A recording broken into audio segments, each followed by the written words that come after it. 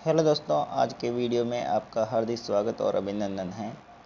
दोस्तों, आज के सेशन में हम जीके के कुछ इम्पोर्टेंट प्रश्नों के बारे में चर्चा करेंगे। दोस्तों यह प्रश्न प्रीवियस ईयर के एग्ज़ाम में आए हुए प्रश्न हैं। दोस्तों, यह आने वाले एग्ज़ाम जैसे कि बीएसटीसी एग्ज़ाम आने वाला है, इसके अलावा सीटेट का एग्ज़ाम और इसके अलावा पटवार, कांस्टेबल इत्यादि first grade, second grade, REET आदि के लिए बहुत ही इम्पोर्टेंट प्रश्न हैं। दोस्तों आइए आज के सेशन की हम शुरुआत करते हैं। दोस्तों पहला क्वेश्चन है कि पहला क्वेश्चन में सम्मिलित करना है। दोस्तों एक तरफ है पुस्तक का नाम और दूसरी तरफ है लेखक। तो दोस्तों यहाँ पर दिया गया है कि पहला है हमीरायण पुस्तक के लेखक कौन है। तो हमीरायण पुस्तक के लेखक हैं दोस्तों बांडव व्यास। कौन है दोस्तों? बांडव व्यास। दूसरी पुस्तक है वीरमायणा। तो वीरमायणा पुस्तक के लेखक कौन है दोस्तों? बादर हैं। कौन है? बादर। तीसरी है रघुनाथ रूपक। रघुनाथ रूपक के लेखक है मंचाराम सेवक। चौथा है कीर्तार बावणी। तो दुर्सा अड्डा इसके लेखक है। तो इस प्रकार से दोस्तों यह सम्मिलित हो जाएगा और ऑप्शन नंबर 3 इसका राइट आंसर हो जाएगा। इसके बाद में नेक्स्ट क्वेश्चन की तरफ बढ़ते हैं दोस्तों। क्वेश्चन नंबर 2 है कि राजस्थान के किस जिले में युद्ध संग्रहालय की स्थापना अगस्त 2015 में की गई थी। तो दोस्तों पहला ऑप्शन है सीकर, दूसरा है जैसलमेर, तीसरा है जोधपुर, चौथा है बाड़मेर। तो दोस्तों जैसलमेर में युद्ध संग्रहालय की स्थापना 2015 में की गई थी। क्वेश्चन नंबर 3 है कर्नल जेम्स टॉड ने अपना यात्रा वृत्तांत ट्रेवल्स इन वेस्टर्न इंडिया किसे समर्पित किया था। तो पहला ऑप्शन है लॉर्ड विलियम बेंटिंक को, दूसरा है लॉर्ड मिंटो को, तीसरा है विलियम हंटर ब्लेयर को, चौथा है यति ज्ञानचंद्र को। तो दोस्तों कर्नल जेम्स टॉड ने यह पुस्तक हमने यात्रा वृत्तांत ट्रेवल्स इन वेस्टर्न इंडिया अपने गुरु यति ज्ञानचंद्र को समर्पित की गई थी। तो ऑप्शन नंबर 4 इसका राइट आंसर हो जाएगा। दोस्तों यह रीट 2015 में पूछे गए प्रश्न हैं। इसके अलावा क्वेश्चन नंबर 4 की तरफ देखते हैं। निम्नलिखित कथनों में से कौन सा कथन चीर व शिलालेख के बारे में सही है। तो पहला कथन है यह 1273 ईस्वी में संस्कृत भाषा में उत्कीर्ण है। तो यह बिल्कुल राइट कथन है, यह बिल्कुल सही कथन है। दूसरा है और यह ग्रंथ रतन प्रभसूरी इसके प्रशस्तिकार थे। तो यह भी इसका करेक्ट कथन है। इसके अलावा इसके शिल्पी देलहण थे। तो यह भी सही है। चौथा है इसकी अग्निकुंड से उत्पन्न राजपूतों में इसका उल्लेख है। तो यह गलत हो जाएगा दोस्तों। तो इस प्रकार से दूसरा ऑप्शन सही हो जाएगा। पहला, दूसरा और तीसरा ये तीनों कथन सही हैं। इसके बाद में दोस्तों नेक्स्ट क्वेश्चन की तरफ बढ़ते हैं। क्वेश्चन नंबर 5 की तरफ। क्वेश्चन नंबर 5 है कि किस शिलालेख में चौहानों को वत्स गोत्र ब्राह्मण कहा गया है। तो कौन से शिलालेख में कहा गया है। तो पहला ऑप्शन है चीरवा शिलालेख, दूसरा है श्रृंग ऋषि का शिलालेख, तीसरा है बिजोलिया शिलालेख, चौथा है अपराजिता का शिलालेख।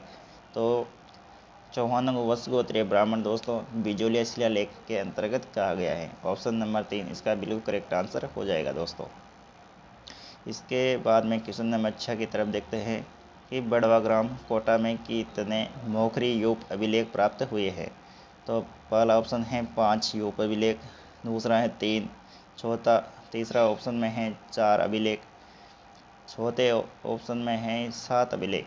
तो इसका बिल्कुल राइट आंसर हो जाएगा 3 यूप अभिलेख प्राप्त हुए हैं। ऑप्शन नंबर 2 इसका करेक्ट आंसर हो जाएगा। क्वेश्चन नंबर 7 है मारवाड़रा प्रगनारी विगत ग्रंथ किसने लिखा था। तो पहला ऑप्शन है दोस्तों मुंशी देवी प्रसाद ने, दूसरा है मोहनोत नरसिंह ने, तीसरा है दयालदास, चौथा है नरहरिदास। तो दोस्तों मारवाड़ा प्रगनारी विगत ग्रंथ के रचयिता हैं मोहनोत नरसिंह। ऑप्शन नंबर 2 इसका बिल्कुल करेक्ट आंसर हो जाएगा। इसी प्रकार क्वेश्चन नंबर 8 की तरफ बढ़ते हैं। राजस्थान प्राच्य विद्या प्रतिष्ठान कहाँ पर स्थित है। तो पहला ऑप्शन है जयपुर, दूसरा है जोधपुर, तीसरा है बीकानेर, चौथा है उदयपुर। तो यह जयपुर जिले में स्थित है। ऑप्शन नंबर इसका बिल्कुल राइट आंसर हो जाएगा। क्वेश्चन नंबर 9 को देखते हैं कि मुंडियार ख्यात का विषय क्या है। तो दोस्तों मुंडियार ख्यात में यानी कि किसके बारे में वर्णन है। तो सिरोही के चौहान वंश के बारे में, दूसरा है बूंदी के हाड़ा वंश के बारे में, तीसरा है मेवाड़ के सिसोदिया वंश के बारे में, चौथा है मारवाड़ के राठौड़ राजवंश के बारे में। तो मुंडियारी ख्यात में मारवाड़ के राठौड़ राजवंश के बारे में वर्णन है। इसी प्रकार दोस्तों क्वेश्चन नंबर 10 की तरफ बढ़ते हैं, नेक्स्ट क्वेश्चन की तरफ। क्वेश्चन नंबर 10 है कि राजस्थान की किस रियासत के सिक्कों पर एक और सम्राज्ञी विक्टोरिया का चेहरा और अंग्रेजी में विक्टोरिया एम्प्रेस लिखा होता था, दूसरी ओर नागरी तथा उर्दू लिपि में महाराजा का नाम लिखा होता था? तो कौन सी रियासत थी जहां पर ऐसा सिक्कों पर लिखा मिलता है? तो पहला रियासत का नाम है जोधपुर, दूसरे ऑप्शन में है जयपुर, फिर बीकानेर, फिर उदयपुर। तो ऐसा दोस्तों बीकानेर रियासत के सिक्कों पर देखने को मिलता है। ऑप्शन नंबर 3 इसका बिल्कुल करेक्ट आंसर हो जाएगा।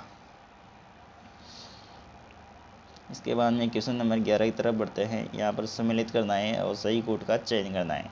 एक तरफ दोस्तों लेखक हैं और दूसरी तरफ उनकी ग्रंथ का नाम दिया गया है। तो दोस्तों कर्णिदान के द्वारा कौन सा ग्रंथ की रचना की गई थी? तो कर्णिदान के द्वारा सूरज प्रकाश ग्रंथ की रचना की गई थी। ऑप्शन नंबर डी में इसको मिलाना है, यानी कि पहला में 4 को मिलाना है, यानी कि डी को। फिर दूसरा में दौलत विजय के लेखक है खुमान रासो। तो दूसरे में सी ऑप्शन में आएगा।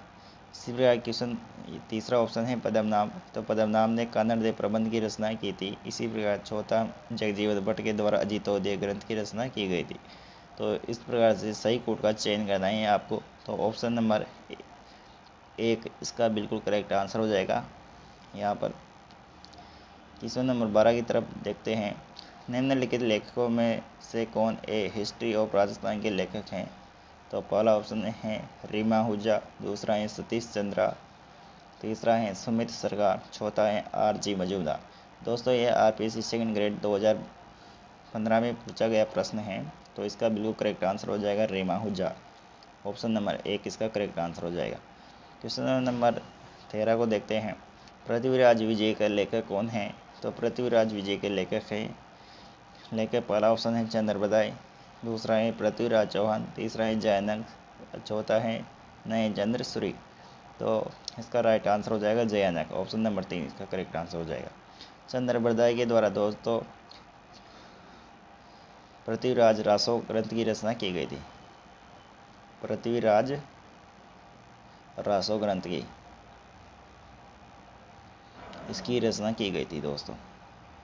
इसके बाद हम देखते हैं नेक्स्ट क्वेश्चन की तरफ, क्वेश्चन नंबर 14 की तरफ कि राजस्थान के विख्यात इतिहासकार जो एक समाज सुधारक थे उनका क्या नाम था? तो समाज सुधारक बताना है। तो पहला ऑप्शन है मानकरण शारदा, दूसरा है हरविलास शारदा, तीसरा है CKF वाल्टर, चौथा है जमनालाल बजाज।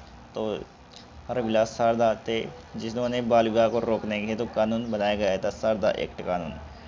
क्वेश्चन नंबर 15 को देखते हैं। पीथल द्वारा डिंगल भाषा में लिखे गए ग्रंथ का क्या नाम है? तो पहला ऑप्शन है गंगा लहरी, दूसरा है वेली कृष्ण रुक्मणी, तीसरा है हरिदास, चौथा है 1 व 2 दोनों। तो दोस्तों पीतल के द्वारा गंगा लहरी व वेली कृष्ण रुक्मणी दोनों ग्रंथों की रचना की गई थी। तो इस प्रकार से ऑप्शन नंबर 4 1 व 2 दोनों इसका राइट आंसर हो जाएगा। क्वेश्चन नंबर 16 को देखते हैं जो कि परीक्षा की दृष्टि से काफ़ी इंपॉर्टेंट प्रश्न है। क्वेश्चन नंबर 16 है कि भारतीय प्राचीन लिपिमाला के लेखक कौन हैं? तो इसके लेखक हैं गौरीशंकर हीराचंद ओझा।